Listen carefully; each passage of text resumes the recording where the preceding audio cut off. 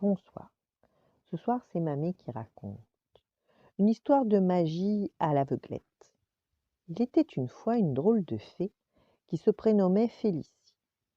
Chaque matin, munie de sa baguette, elle se mettait en quête de ceux qui pourraient avoir besoin de sa magie. Elle aimait faire plaisir aux gens et leur rendre service. Hélas, Félicie était aussi myope qu'une taupe, et ses tours de magie étaient souvent loufoques.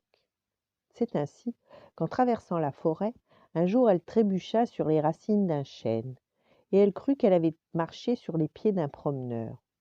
Pardon, monsieur, lui dit-elle, j'espère que je ne vous ai pas fait mal. Évidemment, l'arbre ne répondit pas.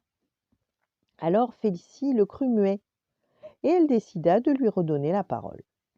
Elle agita sa baguette, et l'arbre se mit à parler, puis à raconter des histoires, puis à chanter, sans jamais s'arrêter, ni le jour, ni la nuit. Quelque temps plus tard, en passant près d'un bûcheron qui se désaltérait au bord de la rivière, comme il était penché, elle le prit pour un dindon, sans tête, et hop, en un coup de baguette magique, elle l'affubla d'une tête de volatile.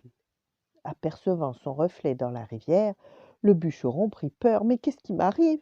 se demanda-t-il affolé. Mais la fée était déjà loin, convaincue encore une fois d'avoir bien agi et d'avoir aidé quelqu'un. Les animaux et les villageois décidèrent alors de l'aider, elle-même, à y voir un peu plus clair. Et pendant que Félicie faisait la sieste, sans faire de bruit, ils posèrent sur son nez une paire de lunettes. Et lorsqu'elle se réveilla, elle vit devant elle l'homme avec la tête de dindon. « Oh, que celui qui a fait ça soit changé en grenouille !»